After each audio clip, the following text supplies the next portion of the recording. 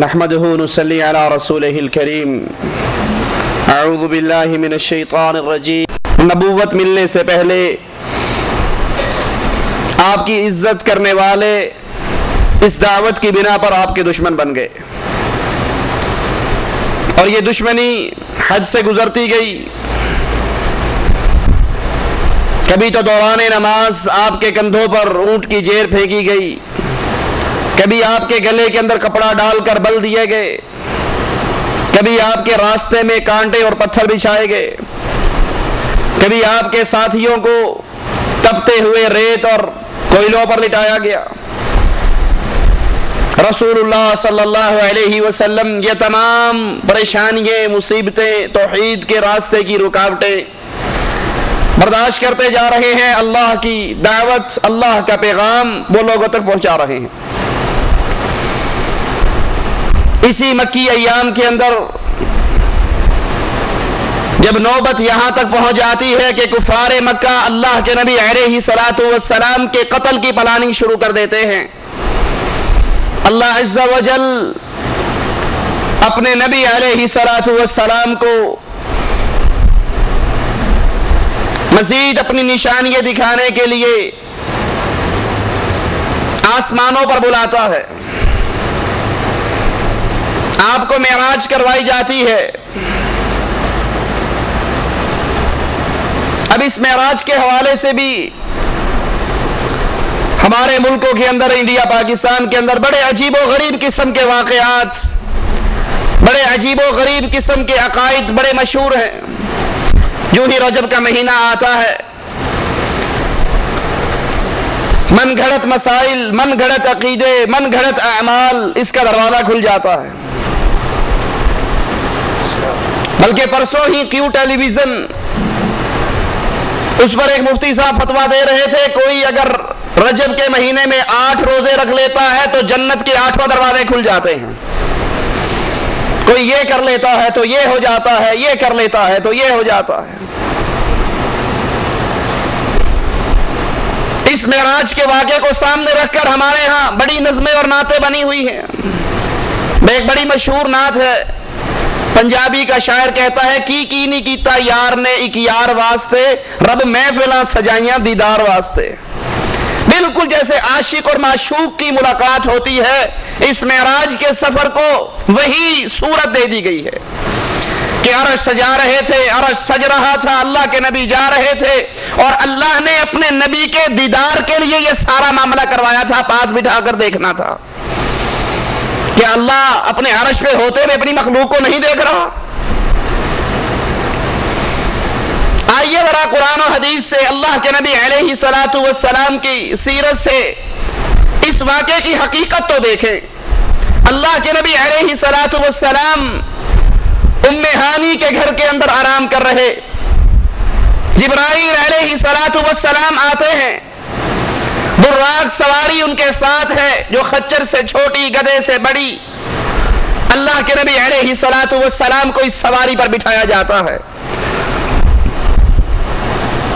اگر اسی ایک معراج کے سفر کو اور معراج کے سفر سے جو سبق ہمیں ملتا ہے اس کو یاد کر لیا جائے تو انڈیا، پاکستان، بنگلہ دیش، افغانستان، یہ بر صغیر کے لوگوں کے عقیدوں میں سے بہت سے عقیدوں کی صفائی ہو جاتی ہے۔ اللہ کے نبی صلی اللہ علیہ وسلم جو ہی براق پر بیٹھتے ہیں، یہ جانور تھر تھراتا ہے، کانپتا ہے۔ نوریوں کا سردار ہے جبرائیل علیہ السلام، ساری نوری مخلوق کا سردار، یہ آگے بڑھ کر براق کی لگام کو تھام لیتا ہے۔ سوار کون ہے؟ بشر۔ خادم کون ہے؟ نوری۔ اگر نبی کو نوری اس لیے کہتے ہو کہ نوریوں کی شان زیادہ ہے تو ذرا ملاحظہ تو کرو، یہاں بشر سواری کر رہا ہے اور نوری غلامی کر رہا ہے۔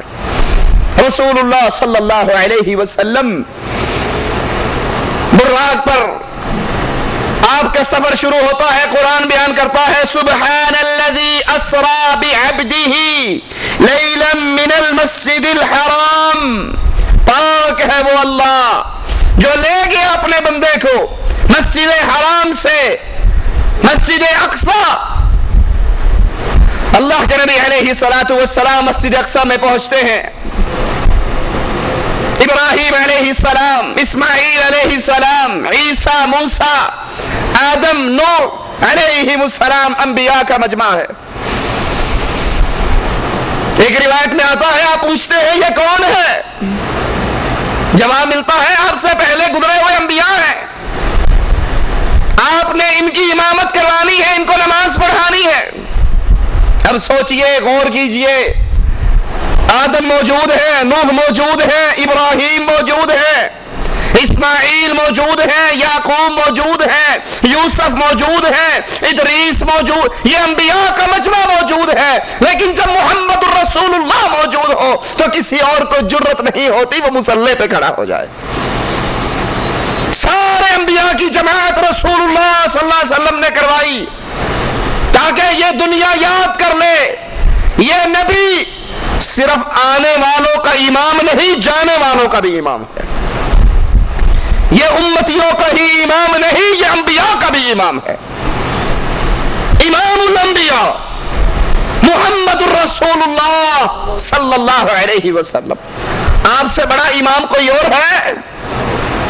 امام اعظم ہے، قائد اعظم ہے، رہبر اعظم ہے، رہنما اعظم ہے محمد الرسول اللہ صلی اللہ علیہ وسلم. اللہ کے نبی صلی اللہ علیہ وسلم سے امام اعظم کا لقب چھین کر ہم نے اپنے مولویوں کو دے رکھا ہے، ہمارا امام اعظم فلاں ہے، ہمارا امام اعظم فلاں ہے. حالانکہ امام اعظم سب سے بڑے امام، جو نبیوں کے بھی امام، امتیوں کے بھی امام، وہ صرف محمد رسول اللہ صلی اللہ علیہ وسلم. آپ جماعت کرواتے ہیں،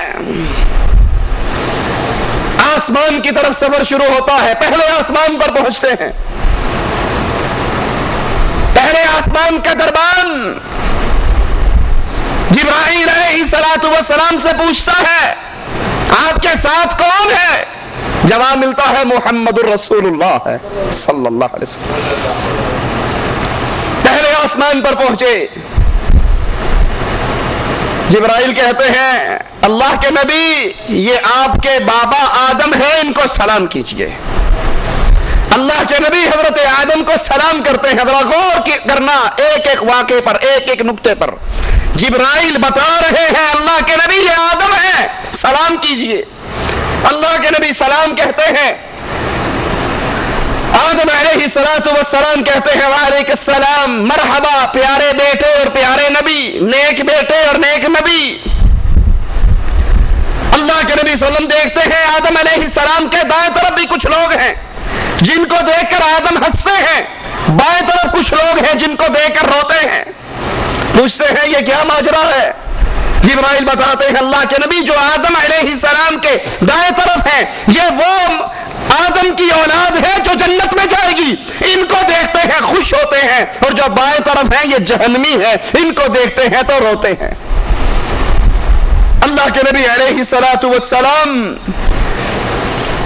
پہلے آسمان سے دوسرے آسمان پر جاتے ہیں. رسول اللہ صلی اللہ علیہ وسلم، جبرائیل ساتھ ہے. آسمان کا فرشتہ سوال کرتا ہے، جبرائیل سے پوچھتا ہے آپ کے ساتھ کون ہے؟ وہی جواب ملتا ہے کہ محمد الرسول اللہ صلی اللہ علیہ وسلم میرے ساتھ ہے. اللہ کے نبی علیہ السلام دوسرے آسمان پر پہنچتے ہیں. حضرت عیسیٰ اور حضرت یحییٰ، ان دونوں نبیوں سے اللہ کے نبی علیہ السلام کی ملاقات دوسرے آسمان پر ہوتی ہے. عیسیٰ علیہ السلام درمیانہ قد، سرخ و سفید رنگ، بال آپ کے کھڑے ایسے جیسے ابھی نہا کر آئے ہیں. آپ ان کو سلام کہتے ہیں، یہ آپ کا سلام کا جواب دیتے ہیں مرحبا صالح نبی، صالح بھائی. رسول اللہ صلی اللہ علیہ وسلم تیسرے آسمان پر پہنچتے ہیں. حضرت یوسف علیہ السلام سے رسول اللہ صلی اللہ علیہ وسلم کی ملاقات ہوتی ہے. آپ انہیں سلام کہتے ہیں، اور اللہ کے یہ نبی یوسف، اللہ نے ان کو حسن اور خوبصورتی کا ایک بڑا وافر حصہ عطا کیا ہے. رسول اللہ صلی اللہ علیہ وسلم چوتھے آسمان پر پہنچتے ہیں، دربان آسمان کا جبرائیل علیہ السلام سے وہی باتیں دہراتا ہے، آپ وہی جواب دیتے ہیں۔ یہاں چوتھے آسمان پر رسول اللہ صلی اللہ علیہ وسلم کی ملاقات حضرت ادریس علیہ السلام سے ہوتی ہے۔ اللہ کے نبی پانچویں آسمان پر حضرت ہارون علیہ السلام سے ملاقات ہوئی، آپ نے سلام کہا، انہوں نے جواب دیا مرحبا پیارے بھائی اور پیارے نبی۔ رسول اللہ صلی اللہ علیہ وسلم چھٹے آسمان پر پہنچتے ہیں اور یہاں آپ کی ملاقات موسیٰ علیہ السلام سے ہوتی ہے۔ آپ سلام کہتے ہیں، حضرت موسیٰ جواب دیتے ہیں۔ جب اللہ کے نبی آگے بڑھتے ہیں تو موسیٰ علیہ السلام رونے لگ جاتے ہیں۔ جبرائیل علیہ السلام پوچھتے ہیں کیا ماجرا ہے؟ وہ کہتے ہیں یہ نبی مجھ سے بعد میں آنے والے، لیکن اس کی امت میری امت سے زیادہ ہوگی، اور اہل جنت کے اندر بھی اس کی امت کی تعداد باقی نبیوں کی امتوں سے زیادہ ہوگی۔ یہ سوچ کر میں خوشی سے میرے آنسو نکلتے ہیں۔ رسول اللہ صلی اللہ علیہ وسلم ساتویں آسمان پر پہنچتے ہیں۔ اللہ کے نبی علیہ السلام کی ملاقات حضرت ابراہیم علیہ السلام سے ہوتی ہے۔ ابراہیم بیت معمور جو فرشتوں کی مسجد ہے، اس کا ٹیک لگا کر بیٹھے ہوئے، یہ وہ مسجد ہے جس کے بارے میں رسول اللہ صلی اللہ علیہ وسلم نے فرمایا بیت معمور میں روزانہ 70,000 فرشتہ نماز پڑھتا ہے، لیکن سنو جو فرشتہ ایک نماز پڑھ لیتا ہے دوبارہ قیامت تک اس کا نمبر ہی نہیں آتا۔ اتنی بڑی تعداد اللہ کے فرشتوں کی۔ ابراہیم علیہ السلام، جبرائیل کہتے ہیں اے نبی یہ آپ کے باپ ابراہیم ہیں، ان کو سلام کیجئے۔ اللہ کے نبی علیہ السلام سلام کرتے ہیں۔ اس کے بعد آپ کو سدرۃ المنتہا پر